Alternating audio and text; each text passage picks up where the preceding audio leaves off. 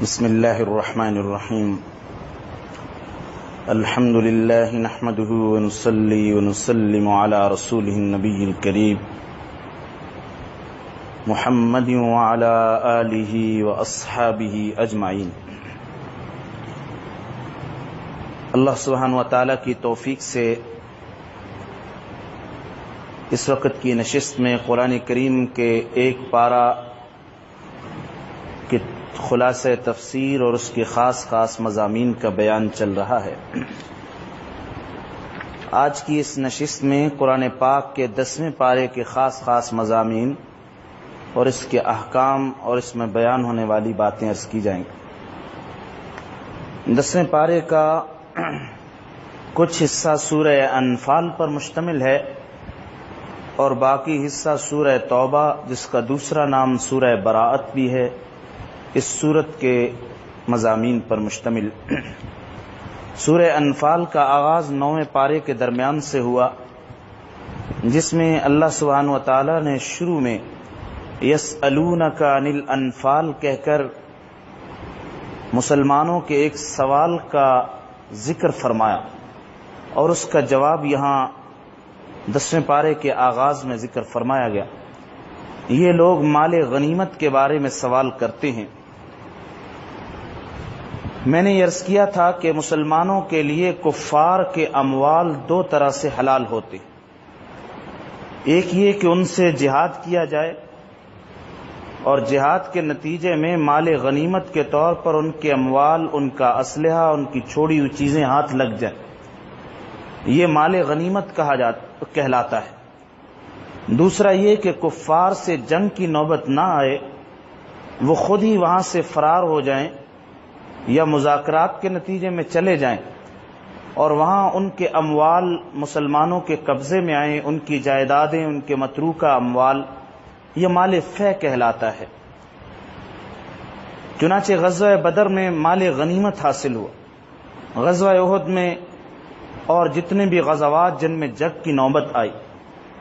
مدینہ طیبہ میں جو یہود کے 3 قبیلے بنو قریظہ، بنو نذیر، بنو قینقاع آباد تھے اور وہ وہاں سے نکل کھڑے ہوئے اور جا کر خیبر میں آباد ہوئے، تفصیلی واقعات سیرت طیبہ کے بیان میں آتے، تو ان کی جائیدادیں، ان کے مکانات، ان کے باغ مسلمانوں کے قبضے میں آئے، وہ اموال فے کہلاتے، ان کا بیان انشاءاللہ سورہ حشر میں آئے گا۔ وَاعْلَمُوا أَنَّمَا غَنِمْتُمْ سے 10ویں پارے کا آغاز ہوتا ہے۔ اس بات کو خوب جان لو کہ جو کچھ تمہیں مال غنیمت حاصل ہو، اس مال غنیمت کا خمس یعنی 5واں حصہ اللہ اور اس کے رسول کا ہے۔ اللہ اور اس کے رسول کے حصہ ہونے کا مطلب یہ ہے کہ وہ حکومت اسلامیہ اور خلافت اسلامیہ اور بیت المال کا حصہ ہے، وہ اس کے مصارف میں خرچ کریں۔ چنانچہ اللہ اور اس کے رسول کے حصے کو حضرت صلی اللہ علیہ وسلم کے قرابت داروں میں، عام یتیموں میں، مسکینوں میں، مسافروں میں، ان مصارف میں اس مال کو خرچ کیا جائے گا۔ اور 4 حصے مجاہدین کے درمیان جو اللہ کی راہ میں لڑنے والے ہیں اس کو تقسیم کیا جائے۔ اس تقسیم سے ضابطے اور اصول احادیث مبارکہ میں اور کتاب المغازی میں، جن میں یہ احادیث بیان کی جاتی ہیں، تفصیل سے آتے ہیں۔ سورہ انفال میں اللہ سبحانہ وتعالی نے غزوہ بدر اور اس میں اللہ تعالیٰ کی مدد کے جو واقعات آئے کثرت سے بیان فرمائے۔ اذ انتم بالعدوۃ الدنیا وهم بالعدوۃ القصوى والركب اسفل منکم۔ غزوہ بدر کا کچھ اجمالی خلاصہ آپ حضرات کے ذہن میں ہوگا، مسلمان اس کے احوال کو جانتے ہیں۔ ابو سفیان 40 مسلح نوجوانوں کے ساتھ روم سے ایک بڑا تجارتی قافلہ، بہت بڑا مال لے کر آ رہا تھا۔ حضرت صلی اللہ علیہ وسلم کو خبر تھی یہ مال مسلمانوں کے خلاف استعمال ہوگا، اور وہ تجارت کی بھی اسی لیے تھی اور بہت نفع کما کے تاکہ مسلح تیاری کریں گے مکہ میں جا کر اور مدینہ پہ چڑھائی کر کے اسلام کا نام و نشان مٹا دیں۔ حضرت صلی اللہ علیہ وسلم کو جب اس قافلے کے آنے کی اطلاع ملی تو آپ نے اللہ سبحانہ وتعالیٰ کے حکم سے ارادہ فرمایا اس قافلے پر حملہ کر کے اس کے مال کو لوٹ لیا جائے تاکہ کفار کی شوکت ختم ہو جائے اور وہ جو مسلمانوں کے خلاف ایک بڑی سازش تیار کرنے والے ہیں، اس سازش کو مٹی میں اور خاک میں ملا دیا۔ جب آپ صلی اللہ علیہ وسلم مسلمانوں کو لے کر 313 افراد کو لے کر ان کے تعاقب میں نکلے تو ابو سفیان جو ابھی مسلمان نہیں ہوتا وہ بھی بڑا ہوشیار تھا، اس نے قافلے کے آگے آگے جاسوس بھیجے ہوئے جو ارد گرد کے احوال کی خبر رکھتے تھے، ان کو کسی طرح سے تفصیلی واقعات آپ نے دیکھنے ہو تو سیرت کی کتابوں میں پتہ چل گیا کہ مسلمان بھی حرکت میں ہیں اور تعاقب کرنے والے ہیں اور اس لشکر پہ حملہ۔ چنانچہ وہ قافلہ جو عام راستے سے بدر سے ہوتا ہوا مکہ پہنچنا تھا، اس نے یہ چال چلی کہ وہاں سے بدر سے ہٹ کر وہ یمبو کی طرف چلا گیا، جو ساحلی علاقہ ہے، جو جدہ کا جو سمندر ہے، یہ یمن سے لے کر آگے نہر سویز تک جو چلتا ہے، یہ ایک پوری ساحلی پٹی جس کو بحر احمر کہا جاتا ہے، اسی پر جدہ واقع، اور جدہ سے آگے اسی پر جدہ ہے، اور مدینہ طیبہ سے قریب یمبو کا علاقہ ہے۔ چنانچہ بدر سے نیچے کی جانب یعنی سمندری سطح کی طرف یمبو کے علاقے سے ہوتا ہوا وہ سمندری کنارے سے مکہ المکرمہ پہنچ گیا، وہاں سے اس نے لمبا کٹ لیا۔ اب حضرت صلی اللہ علیہ وسلم ادھر سے اس نے ایک تیز رفتار سوار بھیجا مکہ المکرمہ کہ مسلمان حملے کی تیاری کر لہذا تیار ہو کر آؤ۔ وہاں سے ایک لشکر جرار تیار ہو کر ابو لہب کی قیادت میں، ابو جہل کی قیادت میں آیا، اور اس نے آ کر وہاں پڑاؤ ڈالا بدر کے میدان میں۔ ادھر حضرت صلی اللہ علیہ وسلم اپنے جانثار صحابہ کے ساتھ بدر میں پہنچے۔ اب بدر میدان بدر کی کیفیت یہ ہے کہ چاروں طرف پہاڑیاں ہیں، بدر جو شہر ہے اس کے دو ناکے بنتے ہیں، ایک مدینہ طیبہ سے اگر بدر کے اس شہر میں داخل ہوں تو پہاڑوں کے بیچ سے روڈ آتا ہے، پھر ایک کھلا میدان ارد گرد پہاڑ، پھر مکہ المکرمہ کی طرف نکلنے کے لیے پھر پہاڑوں کے بیچ سے ایک درہ ٹائپ کی جگہ ہے جہاں سے مکہ۔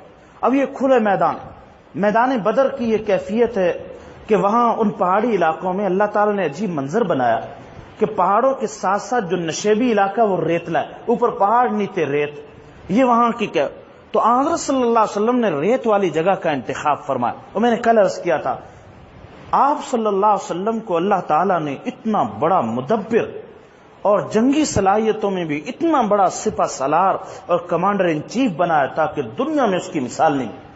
مغربی دنیا کے لوگ آپ کے غزوات، آپ کی جنگوں کے نقشوں اور اس پر انہوں نے پی ایچ ڈی کی، انہوں نے مقالہ جات لکھے، اور دشمن بھی یہ کہنے پر الفضل ما شہدت به الاعداء، کمال وہ ہوتا ہے جس کے دشمن بھی گواہی دے۔ انہوں نے بھی گواہی دی کہ حضرت صلی اللہ علیہ وسلم نے جو نقشے جنگوں کے ترتیب دیے احد میں، بدر میں، یہ ایسی صلاحیتیں کہ دنیا میں بڑے سے بڑے کمانڈر ان چیف اور سپہ سالار میں بھی ایسی صلاحیتیں نہیں ہوں۔ اتنی دوربین نظر تھی حضرت صلی اللہ علیہ وسلم اس نبی امی کی کہ اللہ سبحانہ و تعالیٰ کی طرف سے براہ راست آپ کو تعلیم ملی۔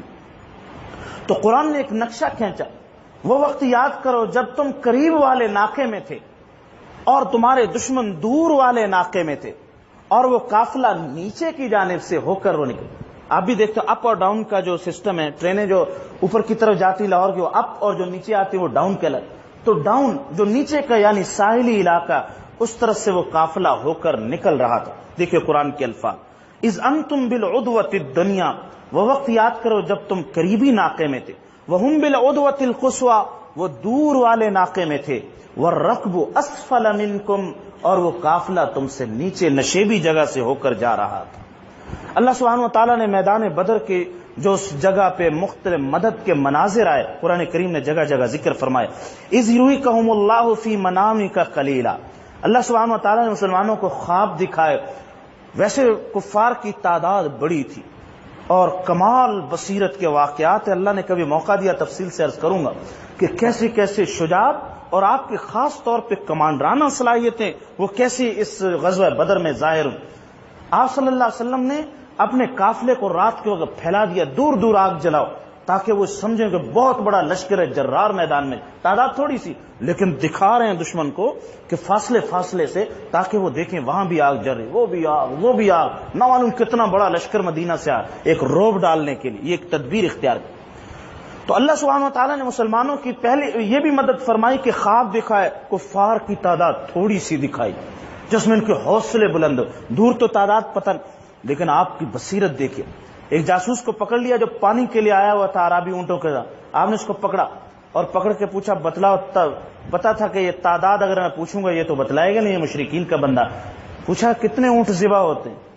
اس نے جتنے اونٹ بتلائے 9-10. آپ نے پوری تعداد بتلا دی. اتنے لوگ کہ ایک اونٹ کو اتنے افراد کھا سکتے ہیں، تو سمجھو یہ 900 سے 1000 کے درمیان بندے. اور یقین جانیے، اور وہ لوگ کتنے تیز ہوتے تھے، اونٹ کی مینگنیوں کو توڑ کر اس کے اندر کے مواد کو دیکھ کر پتا چلا دیا تھا یہ جاسوس کس علاقے سے آئے، یہ کس علاقے. تو اسی لیے تو ابو جہل نے وہ پینترا ابو سفیان نے کہ اس نے جو 2 لوگ آئے تھے اونٹ کی مینگنیوں کو توڑا، اندر سے کھجور کی گٹھلیاں نکلیں، فوراً بھنک آ گئی یہ تو مدینہ کی طرف سے بھیجے گئے تھے، لہذا راستہ بدلو. بڑا خطرے کا الارم بج گیا اور راستہ تبدیل کر لیا. تو غزوہ بدر کس موقع؟ ادھر مشرکین کو جو خواب ہے اللہ تعالیٰ نے مسلمانوں کی بڑی تعداد دکھائی، جسم طاقتور توانا، تعداد بڑی. تو جب خواب آدمی پریشان کن دیکھے، جنگ کا موقع، تو آدمی صبح مزمحل ہو جاتا ہے، پریشان ہو. مسلمانوں کے حوصلے بلند اور ان کے کفار کے حوصلے پست ہو.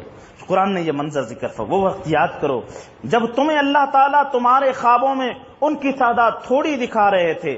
اگر اللہ تمہیں زیادہ تعداد دکھاتے تو تمہارے دل چھوٹے ہو جاتے اور تمہارے لیے میدان جنگ کے اندر ثبات اور ثابت قدمی اختیار کرنے میں بڑا مجاہدہ اختیار کرنا پڑتا. اور ان کو اللہ سبحانہ و تعالیٰ تمہاری تعداد دکھا رہے تھے کہ بہت بڑی تعداد. وَإِذْ يُرِيكُمُوهُمْ إِذِ الْتَقَيْتُمْ فِي أَعْيُنِكُمْ قَلِيلًا وَيُقَلِّلُكُمْ فِي أَعْيُنِهُمْ لِيَقْضِيَ اللَّهُ أَمْرًا كَانَ. یہ اللہ تعالیٰ اس لیے فرما رہے، میں بات کل بھی واضح کر چکا ہوں، اللہ سبحانہ و تعالیٰ چاہتے تو جبریل امین کو بھیج دیتے اور وہ چیخ مارتے اور سارا کفار کا لشکر برباد. ایسا ہو سکتا تھا. آپ بددعا فرماتے وہیں زمین میں کہیں دنسا دے، لیکن نہیں. اسلام کی شوکت، مسلمانوں کی شجاعت کا سکہ دور دور تک جب بیٹھتا، جب ان کے زنگ آلود تلواروں سے ان کے سر قلم کیے جاتے، پھر پتہ چلتا. تو اللہ سبحانہ و تعالیٰ یہ چاہ رہے تھے لیقضی اللہ امرا کان، جس کا وہ فیصلہ فرما چکے ہیں وہ معاملہ ہو کر رہے. چنانچہ اللہ سبحانہ جنگ کی نوبت آئی اور اس جنگ کے نتیجے میں جو ان کی بربادی ہوئی، بڑے بڑے سرغنے مارے گئے اور قید ہو گئے. تو مسلمانوں کا روب اور اس کی دھاک دور دور تک قبیلوں پر، جو سازشوں کے تانے بانے بن رہے تھے، جو سمجھ رہے تھے کمزور بزدل ان کو ہم لقمہ بنا لیں گے، وہ سارے کے سارے سہم کر بیٹھ گئے. اللہ سبحانہ و تعالیٰ نے اپنی مدد کے لیے اور میدان جنگ کے خاص آداب ذکر فرمائے. یاد رکھیے میدان جنگ میں مدد اللہ تعالیٰ کی نصرت اس کے احکام کی اتباع پر اترتی. یا ایھا الذین آمنوا اذا لقیتم فئۃ، اے ایمان والو جب تمہارا کسی جماعت سے واسطہ پڑ جائے، مقابلہ ہو جائے، فثبتوا، ثابت قدم رہو، بزدلی اختیار نہیں کرنا. واذکروا اللہ کثیرا، اور کثرت سے اللہ کا ذکر کرنا. لعلکم تفلحون، تاکہ تم فلاح پا جاؤ. اطیعوا اللہ ورسولہ، تیسری بات اللہ اور اس کے رسول کی اطاعت، امیر کی اطاعت لازم. ولا تنازعوا، اختلاف نہیں کرنا. فتفشلوا، ورنہ تم بزدل ہو جاؤ گے. وتذهب ريحكم، تمہارے اندر ایک اسپرٹ ہے وہ ختم ہو جائے گی، جو جوش اور جذبہ تمہاری ہوا اکھڑ جائے گی. واصبروا، اور صبر کا معاملہ، صبر کے دامن کو لازم پکڑنا، اس لیے کہ یہ مجاہدے کا راستہ ہے جس میں جان ہتھیلی پر رکھ کر دشمن کیل کانٹے سے لیس دشمن سے مقابلہ کرنا. لیکن یاد رکھو اللہ تعالیٰ صبر کرنے والوں کے ساتھ. ولا تکونوا کالذین خرجوا من دیارہم بطرا ورئاء، اکڑ پیدا نہ کرنا، ان لوگوں کی طرح نہ ہو جانا جو اکڑ کر اپنے گھروں سے نکلے اور ان کا مقصد محض ریاکاری ہے اور ان کا مقصد اللہ کے راستے میں رکاوٹ پیدا کرنا ہے. ان کی اس بری خصلتوں سے اپنے آپ کو بچانا اور حفاظت کرنے کی کوشش کرنا. جب یہ مسلمانوں کا یہ قافلہ رسول اللہ صلی اللہ علیہ وسلم کے اشارے پر اتنے بڑے مسلح لشکر کے ساتھ مقابلے کے لیے نکلا، اذ یقول المنافقون والذین فی قلوبہم، کچھ لوگ ایسے بھی ہوتے ہیں جن کے دلوں میں نفاق کا مرض ہوتا ہے، ان کا کام محض گفتگو، ٹیبل ٹاک، بس ان کا کام تبصرے ہوتا ہے، وہ میدان کے نہیں ہوتے، وہ باتوں کے سپاہی ہوتے. ان کا کام صرف اعتراض کرنا، ان کا کام صرف تنقید کرنا، اور کچھ کام نہیں کر سکتے. یہ بھی کام ہے تنقید. اگر یہ کام نہ ہو تو پھر کیسے مخلصین کا جوہر کھل کر سامنے. فرمایا یہ منافق لوگوں کو بھی دیکھو وہ کہہ رہے تھے، اور وہ لوگ جن کے دلوں کے اندر بیماری. ذرا غور فرمائیے، یہ دلوں کی بیماری انجائنا، یہ دل کی بیماری مراد ہے، یہ مراد نہیں، یہاں دل کی بیماری سے مراد نفاق کی بیماری۔ پتہ یہ چلا دل کچھ اور بیماریوں سے بھی مریض ہو جاتے ہیں، وہ نفاق کی بیماری ہے، وہ بے ایمانی کی بیماری اور خیانت کی بیماری ہے۔ وہ یوں کہہ رہے ہیں غرّ ہؤلاء دینہم، وہ بہکے وہ لوگ ہیں اپنے دین کی وجہ سے دھوکے میں پڑے، پتہ نہیں کون سا راستہ اختیار کیا ہے، یہ پاگل قسم کے لوگ ہیں، دقیانوس قسم کے لوگ ہیں۔ غرّ ہؤلاء دینہم، ان کو ان کے دین نے دھوکے میں ڈال دیا۔ اللہ تعالیٰ فرما رہے ہیں جو اللہ پر بھروسہ کرتا ہے، اللہ بڑے غلبے والے، بڑی حکمت والے، اسی کو اللہ تعالیٰ غالب فرماتے ہیں۔ اور فرمایا کہ اللہ سبحانہ و تعالیٰ کی مدد فرشتوں کے ذریعے سے اتری، اور وہ وقت بھی وَلَوْ تَرَىٰ إِذْ يَتَوَفَّى الَّذِينَ كَفَرُوا، اگر آپ وہ منظر دیکھ لیں جس وقت اللہ اپنے فرشتوں کو ان کی روحیں کافروں کی قبض کرنے کے لیے بھیجتا ہے، یضربون وجوہہم وادبارہم، ان کے چہروں پر تمانچے مارے جاتے ہیں، وادبارہم، اور ان کی پشتوں پر کوڑے برسائے جاتے ہیں، وذوقوا عذاب الحریق، اور ساتھ یہ بھی کہتے ہیں تم آگ کا جلنے کا زبردست قسم کا عذاب چکھو۔ اور یہ کس وجہ سے؟ ذالک بما قدمت ایدیکم، اس وجہ سے کہ تم نے گناہ کیے اور اللہ کے سامنے تمہاری یہ سیاہکاریاں اور گناہوں والے یہ کام پہنچے۔ اللہ اپنے بندوں پر ظلم نہیں کرتے، ان کے اپنے ہی اعمال ہوتے ہیں جس کی پاداش میں وہ پکڑے جاتے۔ ذالک بان اللہ لم بڑی غور طلب آیت ہے، اور یہ اس لیے بھی کہ اللہ سبحانہ و تعالیٰ جب کسی قوم کو اپنی گرفت میں لیتے ہیں، اللہ تعالیٰ ظلم نہیں فرماتے، یہ قوم خود اپنے آپ کو اس کے اندر دھکیلتی۔ ذالک بان اللہ لم یک مغیرا، اللہ تبدیل نہیں فرماتے نعمتن، کسی کی بھی نعمت کو، انعمہا علی قوم، وہ نعمت جو اللہ نے کسی قوم پر فرمائی، جو سلطنت، جو عزت، جو شوکت، جو نعمتیں عطا فرمائیں، اللہ ان نعمتوں کو کبھی نہیں چھینتے عطا فرمانے کے بعد، حتی یغیروا ما بانفسہم، یہاں تک کہ خود ہی اپنے حالات کو وہ چینج کرتے ہیں، اپنے آپ کو وہ خود ہی اس ہلاکت کے گڑھوں میں ڈال۔ ان اللہ لا یغیر ما بقوم حتی یغیروا ما بانفسہم، اللہ کسی قوم کی اصلاح نہیں فرماتے، حالات کو چینج نہیں کرتے جب تک کہ وہ اپنے انفرادی احوال کی اصلاح نہیں کرتے۔ آج قوم ملت کی اصلاح کا ڈنڈورا پیٹا جاتا ہے، سوچو ذرا یہ ملت کس سے وجود میں آتی؟ ملت یہ ہم افراد ہیں اس ملت کے، جب ہم ٹھیک ہو جائیں گے تو ملت خود بخود ٹھیک ہو جائے گی۔ ملت کا خارج میں کوئی وجود نہیں، ہمارے ہی مجموعے کا نام ملت ہے۔ جب میرا گھرانہ، آپ کا گھرانہ، یہ محلہ، یہ بستی ٹھیک ہوئی، ملت کا ایک عضو ٹھیک ہو گیا، اسی طرح دوسرا عضو ٹھیک ہو گیا، اسی طرح تیسرا عضو ٹھیک ہو گیا، پورا ملت کا جسم صحیح سالم اور تندرست ہو گیا۔ صاحب اپنی اصلاح کی فکر نہ ہو اور صرف ملت کا ڈنڈورا پیٹا جائے تو وہ خارج میں کون سی ملت ہوگی جس کو پکڑ کر ہم اس کی اصلاح کریں گے؟ وہ ملت ہم ہی ہیں، ملت اس کے علاوہ کوئی چیز نہیں۔ اس لیے انفرادی اصلاح یہ بہت ضروری ہے، اسی سے ملت کی اصلاح وجود میں آتی ہے۔ آگے چل کر اللہ سبحانہ و تعالیٰ نے ایمان والوں کو حکم فرمایا وَأَعِدُّوا لَهُم مَّا اسْتَطَعْتُم مِّن قُوَّةٍ وَمِن رِّبَاطِ الْخَيْلِ تُرْهِبُونَ بِهِ عَدُوَّ اللَّهِ وَعَدُوَّكُمْ، اے ایمان والو تم سے جتنا ہو سکے تم دشمنوں کے مقابلے کے لیے تیاری کر کے رکھو، جو کچھ ہو سکے، جدید سے جدید اسلحہ، جدید سے جدید ٹیکنالوجی، جس طرح سے بھی اس کا حصول ممکن ہو، اس کی تعلیم ممکن ہو، اپنے لیے تیاری کرو۔ وَأَعِدُّوا، اور اس تیاری کا مقصد اتنی تیاری ہونی چاہیے، اگر اتنی تیاری نہیں، یہ مقصد حاصل نہیں تو ابھی تیاری کے اندر بڑی کمزوری، اتنی تیاری ہو تُرْهِبُونَ بِهِ عَدُوَّ اللَّهِ وَعَدُوَّكُمْ، کہ اللہ کے دشمن اور تمہارے دشمنوں کے دلوں میں تمہارا روب پڑ جائے۔ بس جب اتنی تیاری کر لو، سمجھو اے مسلمانوں تم نے اللہ سبحانہ و تعالیٰ کے اس حکم کو پورا کیا۔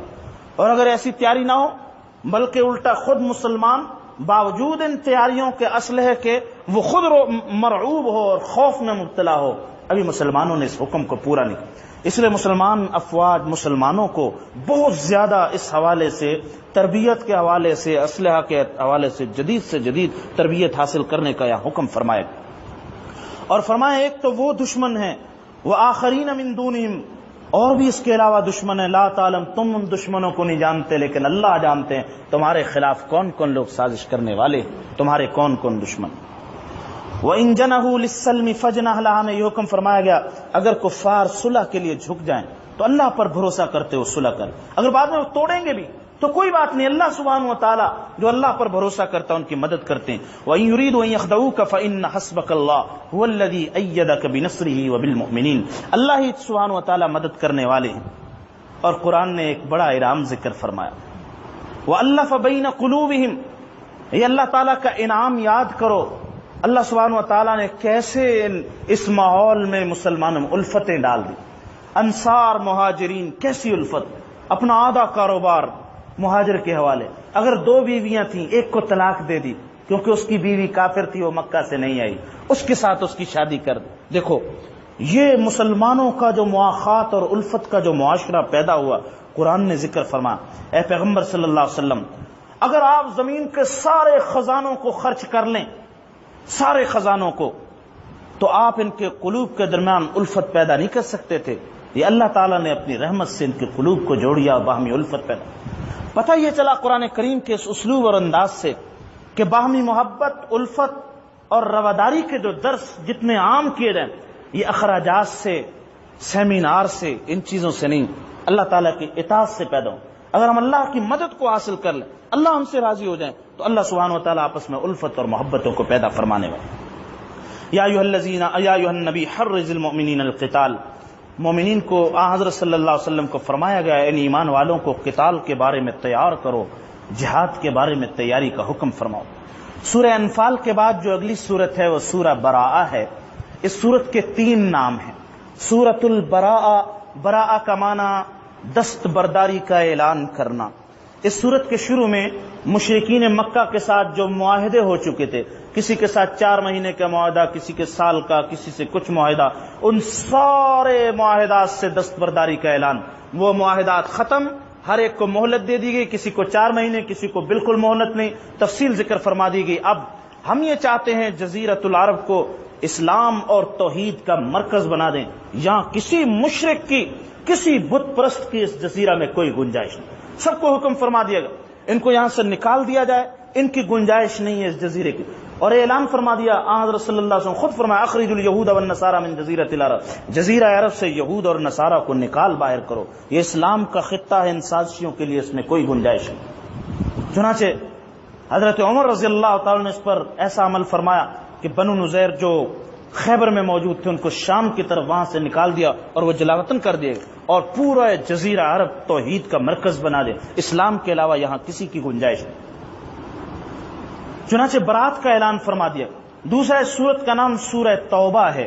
سورہ توبہ اس لیے کہا جاتا ہے، 11ویں پارے میں واقع آئے گا، غزوہ تبوک کے موقع پر 3 مخلص صحابہ غزوہ تبوک میں شرکت سے رہ گئے، ان کا معاملہ اللہ پر چھوڑ دیا گیا، مسلمانوں کو حکم فرمایا گیا ان کا سوشل بائیکاٹ کر دیا۔ بعد میں اللہ سبحانہ و تعالیٰ نے ان کی توبہ کو تقریباً 2.25 مہینے کے بعد قبول فرمایا۔ کیونکہ ان کی توبہ قبول فرمائی گئی اس لیے سورت کا نام سورۃ التوبہ بھی فرمایا گیا۔ اس سورت کا تیسرا نام سورۃ الفاضحہ ہے۔ فاضحہ کا معنی رسوا کر دینے والی سورت۔ اس میں اللہ تعالیٰ نے منافقین کی بری خصلتوں، ان کی چالوں کو کھول کر بیان کر دیا، گویا منافقین کے منہ پر خاک مل دی گئی، وہ جو تدبیریں خفیہ کرتے تھے اللہ سبحانہ و تعالیٰ نے ان کو ظاہر کر دیا، اور یہ سورت منافقین کی دنیا آخرت میں رسوائی کا ذریعہ بنی، اس لیے سورت کا نام سورۃ الفاضحہ بھی۔ سورۃ البراءہ حضرت صلی اللہ علیہ وسلم کی ہجرت زمانہ کے بعد، ہجرت مدینہ کے آخری زمانے میں 9 ہجری کے وقت نازل ہوئی، 9 ہجری کے آس پاس اس کا نزول ہوا، جب آپ صلی اللہ علیہ وسلم اسلام کے آخری اور سب سے مشکل ترین غزوہ کی تیاری کر رہے۔ غزوہ تبوک کا وہ موقع تھا جب مدینہ طیبہ میں سخت گرمی کا زمانہ اور کھجوریں پکی ہوئی اور وہ درختوں پر لٹکی ہوئی تھی، اور پوری مدینہ کی معیشت کا دار و مدار انہیں کھجوروں پر۔ آج بھی مدینہ کا معیشت کھجوروں سے چلتی، اور حکم ادھر حضرت صلی اللہ علیہ وسلم کو خبر ملی کہ روم کا بادشاہ مدینہ پر چڑھائی کی تیاری کر رہا۔ آپ نے اللہ کے حکم سے کہا مسلمانوں کو، ہم جائیں گے اس کی سرحد پر مقابلہ کرنے کے، لہذا تیاری کرو، اور سب کو حکم فرما دیا نفیر عام۔ جب نفیر عام ہو جائے تو جہاد فرض عین ہو جاتا ہے۔ جب امام المسلمین اعلان کر دے سب کو نکلنا ہے تو اب ہر ایک کو نکلنا، اب کسی کو کسی کی اطاعت جائز نہیں، اولاد کو، عورتوں کو، مردوں کو، غلاموں کو، سب کو نکلنا ہے، اور وہ اس کو کہتے ہیں یہ جہاد نماز کی طرح فرض عین۔ جب آپ نے یہ فرمایا حکم، سب، اب بڑے مال کی ضرورت تھی کیونکہ سفر بہت بڑا لمبا، تقریباً 2 مہینے کی پیدل مسافت اور تقریباً میرا خیال 1200-1300 کلومیٹر کا فاصلہ ہوگا. اگر آپ حضرات وہاں رہیں تبوک کے علاقے میں تو زیادہ بہتر جانتے ہو مدینہ سے کتنا فاصلہ، 1000 کے قریب کلومیٹر کا فاصلہ، اتنا لمبا فاصلہ. اور گرمی کا شدید زمانہ، پہاڑی علاقہ اور بیچ میں ایسے صحرا. ہمارے استاد مفتی محمد تقی عثمانی صاحب نے اپنے سفر نامہ میں جہان دیدہ میں لکھا کہ ہم نے ایک دفعہ پروگرام بنایا کہ مدینہ طیبہ سے بائی روڈ اردن اور تبوک کے علاقوں کی زیارات کے لیے، تو ہمارے پاس نیو برانڈ گاڑی تھی، نئی لی تھی ان کے حضرت کے چچا زاد بھائی نے، مدینہ طیبہ میں رہتے، اور اس کا ایئر کنڈیشن بھی بالکل تازہ، اور گرمیوں میں سفر. فرما رہے ہیں کہ اس حالت میں ہیوی گاڑی، ایئر کنڈیشن فل چل رہا، ہم اندر سارے کے سارے پسینے میں شرابور. کہتے تصور کی نگاہیں رسول اللہ صلی اللہ علیہ وسلم کے قافلے کو دیکھیں جب آپ سخت زمانے میں، گرمی کے زمانے میں، اونٹوں پر، گھوڑوں پر، کچھ پیدل، اور پہاڑوں کے اندر سے کہیں چڑھائی، کہیں اترائی، کہیں ریت پانی ہے نہیں، وہ قافلہ مجاہدے برداشت کرتا ہوا اللہ اور اس کے رسول کے حکم کی اطاعت میں روم کی سرحد پر.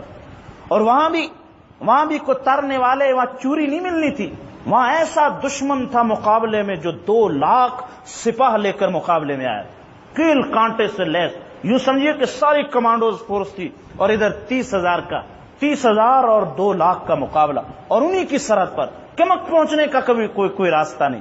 دیکھو یہ میرے لیے اس پنکھے کے نیچے بیٹھ کر اور آپ کو پنکھے کے اندر بیٹھ کر یہ سننا بہت آسان ہے، لیکن اس کا ہم تصور نہیں کر سکتے اس قربانی کا جو حضرات صحابہ کرام. حضرت ابو ہریرہ رضی اللہ تعالیٰ کسی طرح سے پیچھے رہ گئے، سواری کا انتظام نہیں ہو رہا. بعد میں سواری کا انتظام نہیں ہوا، پیدل چل پڑے کیونکہ قافلہ نکل چکا تھا. کئی 100 کلومیٹر پیدل اکیلے حضرت ابو ہریرہ نے چل کر جا کر قافلہ پکڑا. کئی 100 کلومیٹر، اندازہ کیجئے وہ پیدل چلنا اور قافلے کی رفتار سواریوں کے ساتھ چل رہی، وہ کتنا مجاہدے والا کام. اور یہ وہ غزوہ تھا جس میں منافقین سارے مدینہ میں رہے، اور وہ اس انتظار میں تھے بس جی ہمارا مقصد پورا، یہ سب ختم ہو کر آئیں گے مدینہ ہمارا، ہماری بادشاہت، ہماری کرسی. اس موقع پر جب غزوہ تبوک اور مسلمانوں نے مال یہاں نچھاور کر دیا، صدیق اکبر رضی اللہ تعالیٰ اپنے گھر کا سارا مال، یہاں تک کہ دیواروں پر ہاتھ مار کر اگر سوئی بھی رکھی ہوئی تھی وہ بھی اکھاڑ کر لے آئے. آپ صلی اللہ علیہ وسلم نے پوچھا صدیق گھر کے لیے کیا چھوڑا؟ فرمایا اللہ اور اس کے رسول کا نام چھوڑ کے آیا، بس اس کے علاوہ گھر کے لیے کچھ نہیں چھوڑا. شاعر مشرق نے بہت خوب منظر کشی فرمائی. پروانے کو چراغ بلبل کو پھول بس، پروانے کو چراغ بلبل کو پھول بس. پروانے کو چراغ چاہیے اور کچھ نہیں چاہیے، بلبل کو بس پھول چاہیے اور کسی چیز کی ضرورت نہیں. پروانے کو چراغ بلبل کو پھول بس، صدیق کے لیے خدا کا رسول بس، بس یہی بس. اللہ حضرت عبد الرحمن بن عوف رضی اللہ تعالیٰ 900 اونٹ 900 ساز و سامان کے ساتھ لدے ہوئے تھا. حضرت عثمان غنی نے بہت مال دیا، حضرت عمر آدھا مال لے کر، گھر کا آدھا. یہ وہ زمانہ تھا، ادھر معیشت چھوڑی. یہ غزوہ کیا سبق دے رہا ہے؟ یہ غزوہ بہت اسباق دے رہا ہے. اللہ اگر ہمیں عقل دے دے تو اس غزوے اور اس کے واقعات سبق حاصل کرنے کے لیے کافی. ایسی اطاعت تھی ان حضرات میں، اور رسول اللہ صلی اللہ علیہ وسلم کے حکم پر انہوں نے کیسی کیسی قربانیاں. چنانچہ اس غزوے کا یہاں ذکر ہے، غزوہ تبوک کے موقع. اللہ سبحانہ و تعالیٰ نے کبھی موقع دیا، میں غزوہ بدر کی طرح اس کا بھی وعدہ کر رہا ہوں انشاءاللہ. صحابہ کی جو قربانی کے جو واقعات تھے وہ انشاءاللہ. لیکن جب اللہ کے رسول وہاں پہنچے ان کو موقع نہیں ملا. دشمن کے دل میں ایسا روم مبتلا ہوا کہ وہ مقابلے کے لیے نہیں، بغیر جنگ کے حضرت صلی اللہ علیہ وسلم تبوک سے واپس آ گئے. اور وہ منافقین جو مدینہ میں موت کا انتظار کیے ہوئے بیٹھے تھے ان کے منہ میں خاک پڑ گئی اور وہ رسوا ہو گئے. قرآن کریم نے ان کی سازشوں کو کھول کر یاد. بہت سارے عذر والے تھے، مثلا بعض بیمار ہیں، بہت بوڑھے، چل ہی نہیں سکتے، کیسے سفر کریں، کسی بار بالکل سواری ہی نہیں ہے، کوئی عذر موجود. وہ چلے گئے لیکن روتے ہوئے گئے کہ ہم اللہ کے رسول کے اس عظیم غزوے میں معیت سے محروم. 3 مخلص صحابہ تھے، ان کا کوئی عذر نہیں تھا. وہ انشاءاللہ اس موقع پہ 11ویں پارے میں عرض کریں. منافقین دنیا کی محبت میں اور مال و دولت کی خاطر اور گرمی سے اپنے آپ کو بچانے کے لیے، قرآن نے آگے چل کر فرمایا، میں وہاں واضح کروں گا کہ انہوں نے گرمی کا جو عذر پیش کیا تھا اصل گرمی کیا ہے. چنانچہ شروع میں فرمایا براءۃ من اللہ ورسولہ الی الذین عاہدتم من المشرکین. اس صورت کے شروع میں بسم اللہ نہیں، جہاد کی صورت ہے، بسم اللہ نہیں، بسم اللہ آیت رحمت ہے. اس لیے فرمایا اگر کوئی آدمی پیچھے سے تلاوت کرتا ہوا آئے اور سورہ براء شروع ہو جائے تو بغیر بسم اللہ کے آگے چلے. اعوذ باللہ تو پہلے ہی پڑھ چکا ہو، اور اگر اس سورت کے بیچ سے کہیں سے تلاوت شروع کی جائے تو بسم اللہ پڑھنے کی گنجائش، اور اگر اس سورت کے شروع سے تلاوت کی جائے تب بھی گنجائش. یہ پیچھے سے اگر کوئی پڑھتا ہوا آئے تو پھر بسم اللہ نہ پڑھنا سنت. قرآن کریم نے صاف اعلان فرمایا سنو، چونکہ اس میں تمام معاہدے ختم کر دیے گئے، لہٰذا جب یہ اشہر حرم ختم ہو جائیں، حرمت والے مہینے، فاقتلوا المشرکین حیث وجدتموہ، جہاں تمہیں مشرکین ملے ان کو قتل کر دو، وخذوہم، پکڑو، واحصروہم، گھراؤ کرو ان کا، گھیرا ڈال کر ان کو، وقعدوا لہم کل مرصد، ہر گھات والی جگہ میں مورچے لگا کر بیٹھو، جہاں سے یہ تمہیں گزریں پکڑیں. جب معاہدہ ختم ہو جائے بس ان کو پکڑو. اگر یہ چھوڑ کر چلے جائے تو جان معافی، لیکن اگر چھوڑ کر نہیں جاتے، یہی رہنا چاہتے ہیں، یا اسلام قبول کریں یا پھر یہاں سے چھوڑ کر چلے جائیں، اس خطے کو پاک کر لیں. چنانچہ فرمایا فَإِن تَابُوا وَأَقَامُوا الصَّلَاةَ، ہاں اگر توبہ کر لیں یعنی اسلام قبول، اور اسلام قبول کرنے کے بعد آگے وَأَقَامُوا الصَّلَاةَ وَآتَوُا الزَّكَاةَ، نمازیں بھی پڑھیں اور زکاتیں. پتہ یہ خالی کلمہ پڑھنا معتبر نہیں ہے، ساتھ نمازیں اور زکات بھی ہے. کوئی علامتیں تو ہونی چاہیے یہ بندہ مسلمان سر تپا اس کے کسی عمل سے ظاہر نہ ہو. معلوم یہ ہوا کہ صرف کاغذی مسلمان کافی نہیں، صرف کاغذی اور رجسٹر کا مسلمان. اللہ تعالیٰ کچھ علامتیں بھی دیکھنا چاہتے ہیں کہ یہ بندہ نماز کتنی قائم کرتا ہے اور زکات کو کتنا ادا کرتا ہے. فرمایا فخلوا سبیلہم، خلی کا لفظ تو سنا نہیں، آپ حضرات جاتے رہتے ہیں حج میں، خلی یلا، یہ خلی وہاں سے فخلوا سبیلہم، پھر ان کا راستہ چھوڑو، معاف کرو، پھر رہنے دو ان کو. ان اللہ غفور الرحیم، اللہ بڑے معاف کرنے والے، بڑے رحم کرنے والے. الا تقاتلون، آگے چل کر فرمایا کیا تم ایسی قوم سے قتال نہیں کرتے جنہوں نے اپنے عہد توڑ دیے، صلح حدیبیہ کے عہد بھی توڑے، اس میں پہل کی. وہموا باخراج الرسول، انہوں نے رسول کو اپنے وطن سے نکالنے کا ارادہ کیا. کسی قوم کے ساتھ جہاد کا یہ سبب بھی ہے، اگر وہ بستی سے اللہ کے رسول کو نکالنے کی تدبیر کریں گے اس بستی کے ساتھ جہاد کرنا فرض ہو جائے. کیوں نہیں قتال کرتے تم ایسی قوم کے ساتھ؟ وَهُمْ بَدَؤُوكُمْ أَوَّلَ مَرَّةٍ أَتَخْشَوْنَهُمْ، کیا تم ان سے ڈرتے ہو؟ فَاللَّهُ أَحَقُّ أَن تَخْشَوْهُ إِن كُنتُم مُّؤْمِنِينَ، اگر دلوں میں ایمان رکھتے ہو تو اللہ ہی سب سے لائق اس بات کی حقدار ہیں کہ ان سے ڈرا جائے، مخلوق سے نہ ڈرا جائے. تم ان سے ڈرتے ہو جبکہ یہ حق تو اللہ کا کہ سب سے زیادہ اللہ سے ڈرا جائے. آگے فرمایا مشرکین چونکہ بیت اللہ کی خدمت کرتے، بڑی اہم آیات ہے، قرآن سارا ہی پھول ہے، کون سے پھول کو ہم چنیں، خوش شرمندگی ہوتی، وقت تھوڑا ہوتا ہمارے پاس. مشرکین بیت اللہ کی خدمت کرتے تھے اور اس کو بڑی سعادت سمجھتے تھے. حاجیوں کو جو وہاں بیت اللہ کے لیے آتے تھے ان کو زمزم پلاتے تھے، اس خدمت اور ضیافت کو بڑی عبادت سمجھتے تھے، اپنے طور پر بیت اللہ کے لیے بڑے مخلص تھے. قرآن نے فرمایا ما کان للمشرکین ان یعمروا مساجد اللہ شاہدین علی انفسہم بالکفر اولئک حبطت اعمالہم وفی النار ہم خالدون. انما یعمروا مساجد اللہ، ہم بتلاتے ہیں اصل مسجدوں کو آباد کرنے والے لوگ کون ہیں، اصل مسجدوں کی خدمت کون کرتے ہیں. فرمایا مسجدوں کو لوگ وہ آباد کریں گے جو من آمن باللہ والیوم الآخر، جو اللہ پر اور آخرت کے دن پر ایمان رکھتے ہوں، وَأَقَامَ الصَّلَاةَ، جو نمازیں قائم کرتے ہوں، وَآتَ الزَّكَاةَ، زکاتیں ادا کرتے ہوں، وَلَمْ يَخْشَ إِلَّا اللَّهَ، اللہ کے سوا کسی سے نہ ڈرتے ہیں. یہ لوگ ہیں مسجدوں کی آبادی، اللہ اور اس کے رسول پر آخرت پر ایمان رکھنے والے، نمازیں قائم کرنے والے، زکات دینے والے، اللہ کے سوا کسی سے نہ ڈرنے والے. فَعَسَىٰ أُولَٰئِكَ أَن يَكُونُوا مِنَ الْمُهْتَدِينَ، یہی لوگ ہدایت یافتہ ہوں گے. آگے چل کر کھول کر بتلا دیا اجعلتم سقایت الحاج، کیا تم نے حاجیوں کو زمزم پلانے کو، وعمارت المسجد الحرام، مسجد حرام کی تعمیر و ترقی میں حصہ لینے کو یہ سمجھ رہے ہو؟ کمن آمن باللہ والیوم الآخر وجاہد فی سبیل اللہ، کیا یہ اس شخص کی برابر ہو جائے گا جو اللہ پر اور آخرت کے دن پر ایمان لاتا ہو اور اللہ کے راستے میں جہاد کر. یہ اعمال کبھی بھی ان ایمان والوں کے برابر نہیں ہو سکتے، اس لیے کہ کفر کی حالت میں ان چیزوں کا کوئی صلہ نہیں، اور ایمان والوں کو اللہ سبحانہ و تعالیٰ صلہ دیں گے۔ لا یستوون عند اللہ، اللہ کے ہاں یہ دونوں برابر نہیں۔ واللہ لا یہدی القوم الظالمین، اللہ ظالم قوم کو ہدایت کے راستے نہیں دکھاتے، ہدایت کے راستے ان کے لیے بند کر دیے جاتے۔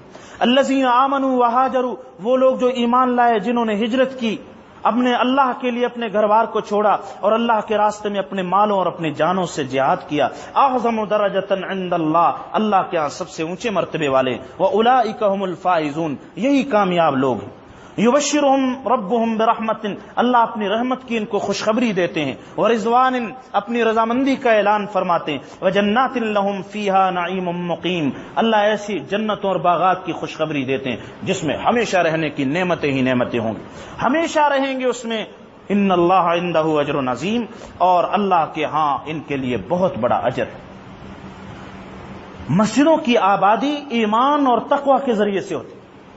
ایک حدیث میں رسول اللہ صلی اللہ علیہ وسلم نے فرمایا، قرب قیامت کی علامات میں لا یبقى من الاسلام الا اسمه، اسلام کا صرف نام باقی رہ جائے، مسلمان والا نام ہے، اور کوئی علامت اسلام کی موجود نہیں۔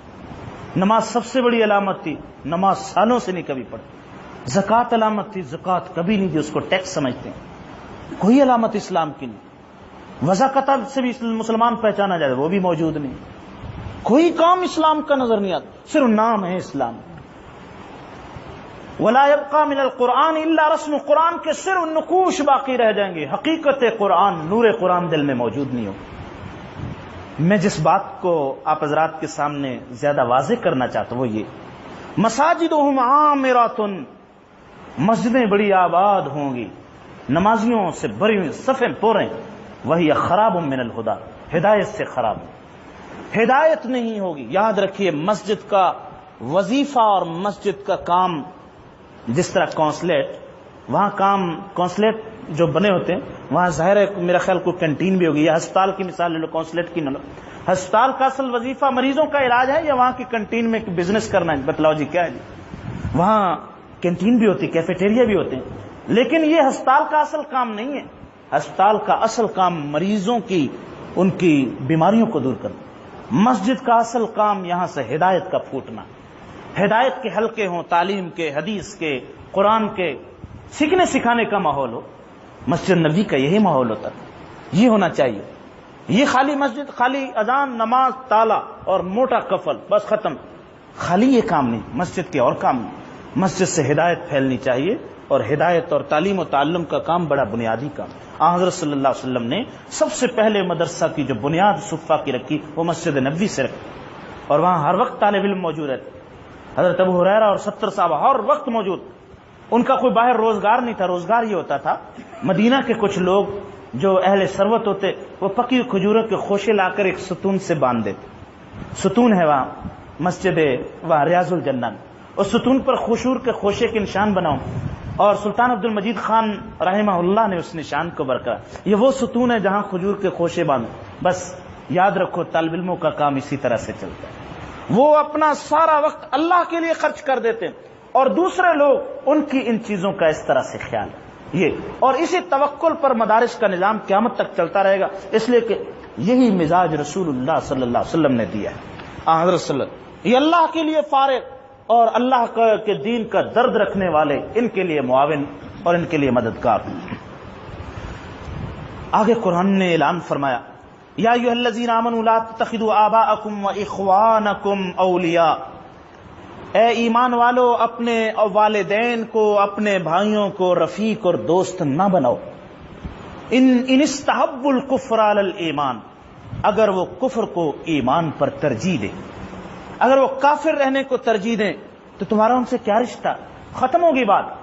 اگر والدین ہوں خدمت تو کر سکتا ہے ان کی، لیکن ان سے دوستی لگانا، ان کو اپنا سرپرست نہ سمجھو۔ وَمَن يَتَوَلَّهُم مِّنكُمْ، تم میں سے جو ان سے دوستی لگائے گا، فَأُولَٰئِكَ هُمُ الظَّالِمُونَ، یہی لوگ ظالم۔ اس لیے جب انہوں نے کفر، ایمان پر کفر کو ترجیح دی، انہوں نے جنت پر دوزخ کو ترجیح دی، انہوں نے اللہ اور اس کے رسول پر دنیا اور اپنے وڈیروں اور سرداروں کو ترجیح دی، تو تم ایمان پر ان کی دوستی کو ترجیح نہ دو. ایمان والوں کو منع فرما دو. فرمایا کہ تم بھی اپنے والدین کو اپنے ایمان پر ترجیح نہ دو. قل ان کان آباؤکم، یہ آیت تو ہمیں گھر میں لکھ لینی چاہیے تاکہ ہر وقت نظر میں رہے. اے نبی صلی اللہ علیہ وسلم ذرا اعلان کر دو، ان کان آباؤکم، میں بھی اور آپ بھی ذرا اپنے دلوں کو بھی ٹٹولے. قرآن تو ہمیں نصیحت کے لیے عطا فرمائے گا. اے نبی صلی اللہ علیہ وسلم اعلان کرو، ان کان آباؤکم، اگر تمہارے والدین، وابناؤکم، تمہاری اولادیں، بیٹے اور بیٹیاں، واخوانکم، تمہارے بھائی، وازواجکم، تمہاری بیویاں، کوئی چھوٹ جائے تو مجھے بتلائیے ذرا. جن جن سے آدمی کو پیار اور تعلق ہوتا ہے گہرا، کوئی اگر چھوٹ جائے رہ جائے تو بتلا.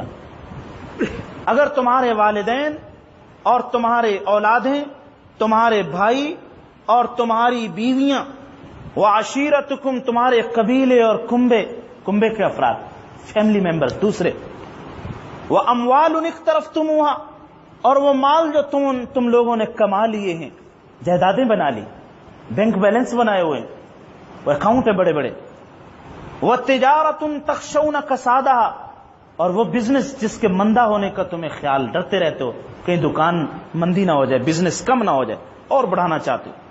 ومساکن ترضونها، اور وہ کوٹھیاں اور بنگلے جو تمہیں بہت اچھے لگتے، بڑی محنتوں سے نقشے بنا کر خوب وہاں تم لوگوں نے تعمیر کیے. احب الیکم من اللہ ورسولہ، اگر یہ ساری چیزیں تمہیں اللہ اور اس کے رسول سے زیادہ محبوب، وجہاد فی سبیلی، اور اس کے راستے میں جہاد سے زیادہ محبوب ہے، فتربصوا، پھر انتظار کرو، پھر ہمارے کسی وقت بھی حکم کا انتظار کرو، حتی یأتی اللہ بامری، یہاں تک کہ اللہ تعالیٰ اپنا حکم نافذ فرما دیں. پھر کسی وقت بھی اللہ کی گرفت اور اس کی پکڑ کا انتظار کرو. واللہ لا یہدی القوم الفاسقین، اللہ تعالیٰ فاسق اور نافرمان قوم کے لیے ہدایت کے راستے بند کر دے. اب میں اگر اس کی تشریح کروں گا تو قرآن کا جو زور بلاغت وہ مزہ ختم ہو جائے گا، اس لیے ہم اس کو اپنے ذہن نشین فرماتے ہیں. محبت، ترجیح ہر حال میں اللہ اور اس کے رسول اور اس کے حکم، اس کی شریعت کو ہے. یہ ساری چیزیں ثانوی درجے میں، ان کو ختم کرنے کا حکم نہیں فرمایا گیا، ان کو نیچے رکھنے کا حکم فرمایا. ترجیح، فوقیت اللہ اور اس کے رسول کو ہونی چاہیے. آگے پھر اللہ سبحانہ و تعالیٰ نے سورہ توبہ میں اپنی مدد کے مختلف مشاہدات اور واقعات کا ذکر فرمایا. یاد کرو ہم نے بہت جگہوں پہ مدد کی، حنین والے دن بھی مدد کی. تمہیں اپنی کثرت پہ ناز ہو گیا تھا، لیکن ہم نے تمہاری مدد کی. ایک دم تو اس دل کے، اس خیال کی اصلاح کے لیے تمہارا پانسا ہم نے پلٹ دیا، لیکن جب اللہ پر نظر گئی تو پھر ہم نے تمہیں فتح اور نصرت عطا کی. یا ایھا الذین آمنوا ان المشرکون نجس، مشرکین نجس ہیں، ناپاکی ہیں.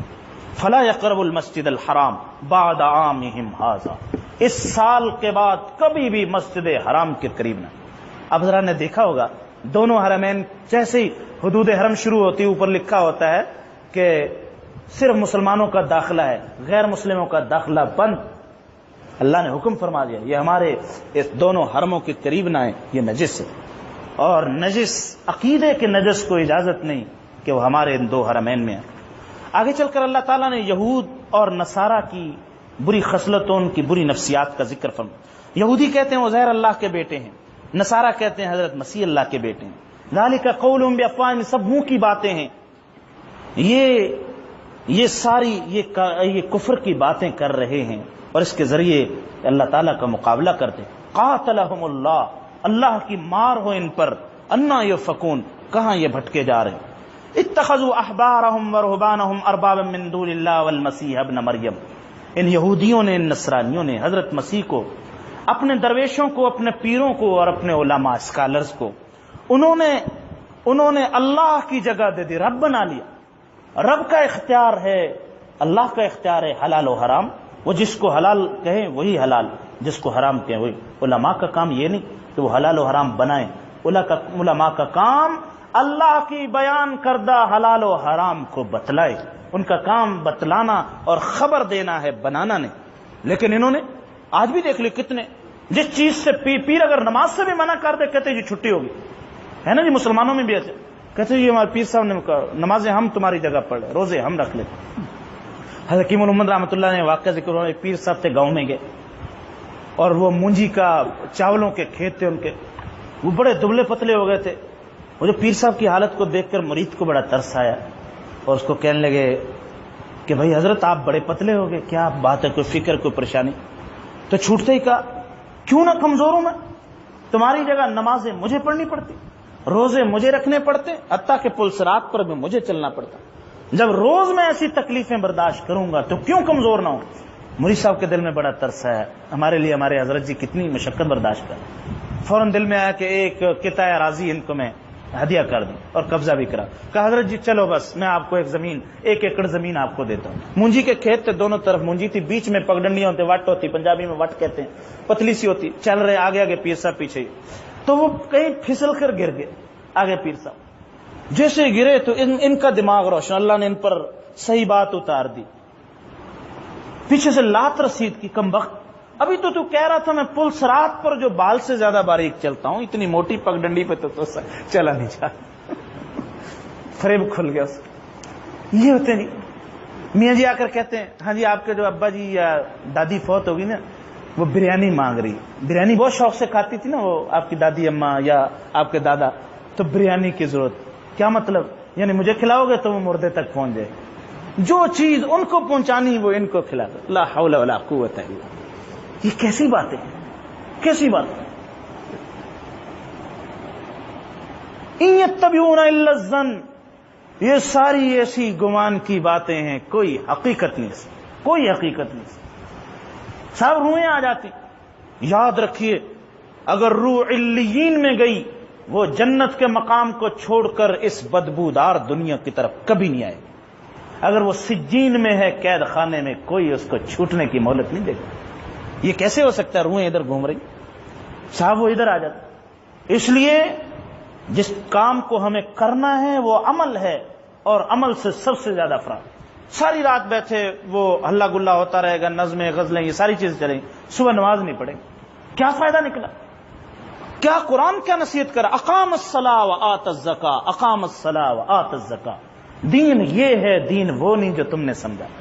کیا تم نے پانی پینے پلانے کو، شربت کی سبیلیں لگانے کو دین سمجھ؟ ابھی سنا ہے نا، شربت کی سبیل ہمارے لیے لگانا افضل ہے یا حاجیوں کے لیے لگانا افضل ہے؟ بتلاؤ جی ذرا۔ اور حاجیوں کے لیے سبیل لگانے کو قرآن نے منع فرمایا، تم ان کاموں کو اللہ کی راہ میں جہاد، اس سے تو موت نظر آتی ہے، یہ کیسے کریں گے جہاد کون کرے گا؟ جس کو اللہ کی رضا اور اللہ سے ملاقات پسند ہو۔ یریدون ان یطفئوا نور اللہ بافواہہم، یہ چاہتے ہیں اللہ کے نور کو اپنے منہ کی پھونکوں سے بجھا دیں گے، ابھی نہیں ہو سکتا۔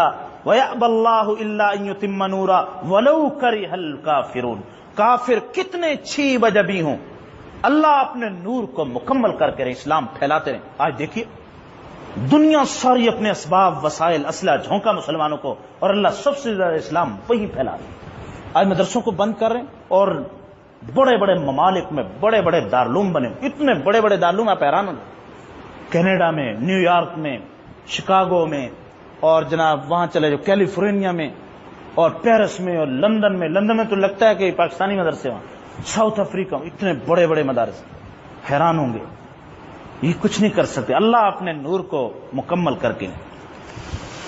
آگے چل کر قرآن کریم نے یہ ارشاد فرمایا الا تنصروه فقد نصره الله اذ اخرجه الذين كفروا ثاني اثنين، غار کا واقعہ ذکر فرمایا، وہ وقت بھی یاد کرو جب اللہ نے مدد اس حالت میں کی تھی جب وہ دونوں نکلے تھے، سبحان اللہ، حضرت رسول کریم نبی کریم صلی اللہ علیہ وسلم اور آپ کے یار غار سیدنا صدیق اکبر رضی اللہ تعالی، کیا مقام ہے حضور۔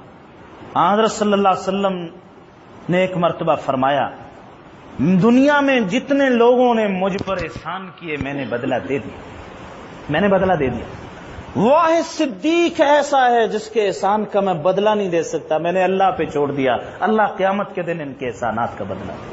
اللہ اکبر، کیا مقام ہے صدیقیت پر۔ فرمایا کہ غار کا وقت یاد کرو جب دونوں غار میں تھے، اذ یقول لصاحبہ، جب پیغمبر اپنے صاحب سے کہہ رہے تھے، لصاحبہ، اپنے صحابی سے کہہ رہے تھے. اب یہاں میں ایک مسئلہ لکھ دوں. امام جساس، امام قرطبی، امام ابن عابدین، سب ائمہ نے لکھا من انکر صحبت ابی بکر فقد کفر، جس نے سیدنا صدیق اکبر کی صحابیت کا انکار کر دیا وہ دائرہ اسلام سے خارج ہو گیا. قرآن نے ان کو صحابی کہا ہے. قرآن نے لا تحزن ان اللہ معنا، ہمارے ساتھ ہے اللہ، اے میرے صدیق غم نہ کرو. وہ یاد ہے جی غار میں سانپ کا ڈسنا اور آنسوؤں کا ہلنا بھی نہیں، آنسوؤں کا نکل کر رسول پاک صلی اللہ علیہ وسلم کے چہرہ انور پہ گرنا، وہ غار والی رات. اس لیے حضرت صلی اللہ علیہ وسلم آخری موقع پر اپنے اس دنیا سے پردہ فرما، آخری موقع وصال سے پہلے آپ نے اپنے حجرہ مبارک کا پردہ ہٹایا. آخری موقع دیکھا نماز ہو رہی تو صحابہ کرام نے جب دیکھا تو سب کے بدن میں جرجری پیدا ہو کہ آپ صلی اللہ علیہ وسلم تشریف، 17 دن سے زیارت نہیں ہوئی تھی ایسے اس شاخ کو. تو نماز کے اندر حرکت، وہ ادھر قبلے سے توجہ ہٹ کر ادھر حضور کی طرف لگ گئی. محبت تھی نا جی، عشق تھا. حضرت صدیق اکبر بھی پیچھے ہٹنے لگے کہ آپ صلی اللہ علیہ وسلم آ رہے. آپ نے اشارے سے کھڑا کر دیا، بس آپ ہیں. جب ہم نے آپ کو اس مسلح کی امامت دے دی، ہمارے بعد خلافت بھی آپ کی ہوگی. حضور نے بنا. ادھر وہ حجرہ سیدہ عائشہ صدیقہ رضی اللہ عنہ. پتہ جی آپ کو آپ صلی اللہ علیہ وسلم کی روح مبارک کہاں پرواز ہوئی تھی؟ پتہ نہیں جی مسلمانوں؟ سیدہ صدیقہ کائنات حضرت عائشہ، میری اور آپ کی امی ام المومنین سیدہ عائشہ کی گود میں حضرت صلی اللہ علیہ وسلم کا وصال. بتلا دیا کہ خواتین میں ان کا مقام صدیق کی بیٹی کا کتنا ہے اور مردوں میں ان کے والد حضرت صدیق کا مقام کتنا اونچا ہے. یہ صورت بڑے ہی اہم دروس پر مشتمل ہے. اللہ سبحانہ و تعالیٰ نے آگے منافقین کے بارے میں فرمایا فلا تعجبک اموالہم ولا اولادہم، ان کے مال، ان کے کاروبار، کوٹھیاں، ان چیزوں کو دیکھ کر، ان کے اولادوں کو دیکھ کر آپ کو کوئی تعجب نہ ہو. اللہ تعالیٰ تو چاہتے ہیں انہی چیزوں کے ذریعے سے ان کو دنیاوی زندگی میں عذاب. یاد رکھیے مال و دولت، کاروبار ہر حالت میں نعمت نہیں ہوتا. اگر اللہ کی رضا ہو تو نعمت، وگرنہ اسی کو اللہ وبال جان بنا. اسی کاروبار کی وجہ سے، انہی دکانوں اور بزنس کی وجہ سے اولادیں اپنے والد کی جان کی دشمن ہو جاتی. آپ مجھ سے زیادہ واقف، وہ مرنے کا انتظار کرتے ہیں، مرنے کا. صاحب یہ جائے تو ہم ان کے کاروبار، دکانوں، بزنس کو تقسیم کریں. کہاں سے؟ یہ ہمارے گھر ہر وقت کھانستے رہتے ہیں، ادھر ہی پڑے ہوئے ہیں، نہ یہ ہمیں وراثت تقسیم. اور اگر زندگی میں تقسیم کر دی تو بس گھر سے نکال دیں گے، ختم. تو اللہ تعالیٰ انہی چیزوں کے ذریعے سے عذاب میں پکڑا. اور اگر تقوی و ایمان ہو تو یہی والدین، یہی اولادیں، اگر اولاد نیک ہوگی اپنے والدین کو پھولوں کی طرح رکھے گی. آگے چل کر صدقات کے مصارف کو ذکر فرمایا زکوٰۃ اور صدقات کے مصارف، فقراء، مساکین، زکوٰۃ کا کام کرنے والے، تالیف قلب کے لیے، گردنوں کو دشمنوں کی قید سے چھڑانے کے لیے، قیدیوں کو، قرض داروں کے قرض ادا کرنے کے لیے، اللہ کی راہ میں جہاد و تبلیغ کے لیے، اور وہ مسافر جو سفر کی حالت میں مال سے محروم ہو گئے ان کی مدد کے لیے اللہ تعالیٰ نے فرض کیا ہے. فرمایا کہ اللہ تعالیٰ واللہ ورسولہ احق ان یرضوا ان کانوا مومنین، اگر دلوں میں ایمان رکھتے ہیں تو اللہ اور اس کے رسول سب سے زیادہ اس بات کے لائق ہیں کہ ان کی رضامندی تلاش کی جائے. آگے چل کر اللہ تعالیٰ نے منافقین کی ان کی بری خصلتوں کو بھی ذکر فرمایا اور منافقین کے ساتھ بھی جہاد کا حکم فرمایا. یا ایھا النبی جاہد الکفار والمنافقین واغلظ علیہم، اے ہمارے پیغمبر آپ کافروں اور منافقین سے جہاد کیجئے، واغلظ اور سختی کیجئے ان پر. ومأواہم جہنم، ان کا ٹھکانہ دوزخ ہے، وبئس المصیر، اور وہ بہت برا ٹھکانہ ہے. یہ لوگ کہتے ہیں منافقین لا تنفروا فی الحر، بڑی سخت گرمی ہے جی، گرمی ہم سے برداشت نہیں ہوتی. ان سے کہہ دو نار جہنم اشد حرا، دوزخ کی آگ سب سے زیادہ گرم ہے.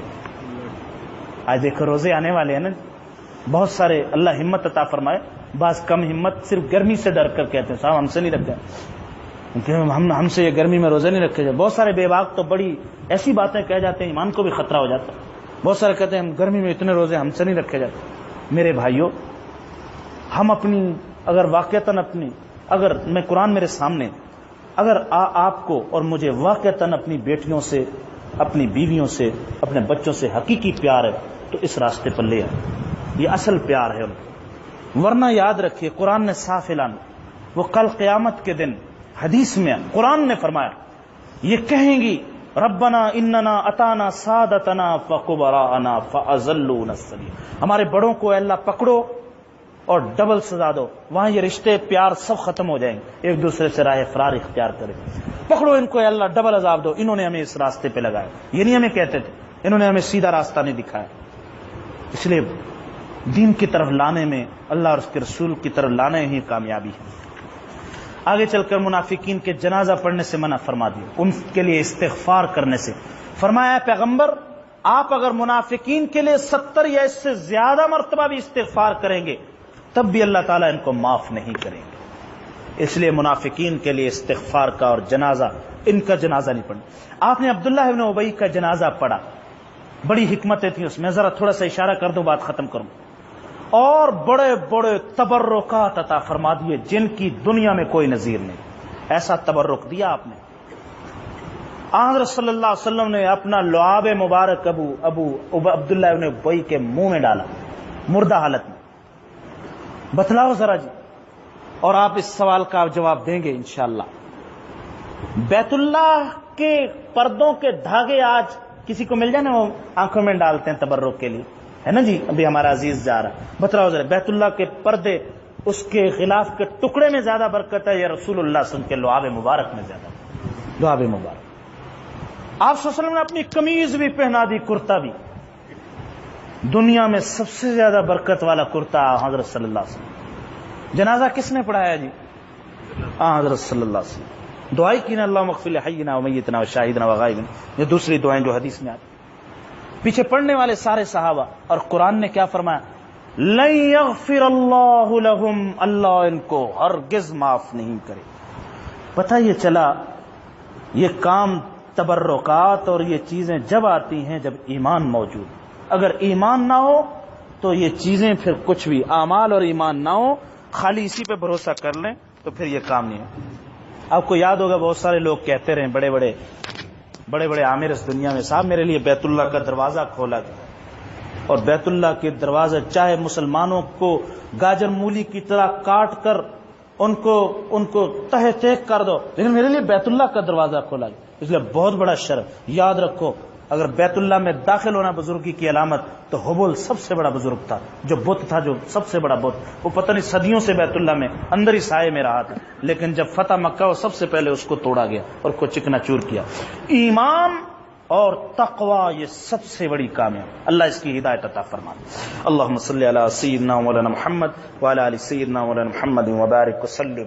لا الہ الا انت سبحانک انی کنت من الظالمین، انا نسألک العفو والعافیۃ فی الدنیا والآخرہ۔ یا اللہ قرآن کریم کے انوارات، اس کی برکتیں یا اللہ ہمارے قلوب میں پیدا فرما دے، تعلیمات پر عمل پیرا ہونے کی توفیق عطا فرما۔ وصلی اللہ تعالی علی نبینا و حبیبنا محمد وعلی آلہ وصحبہ اجمعین برحمتک۔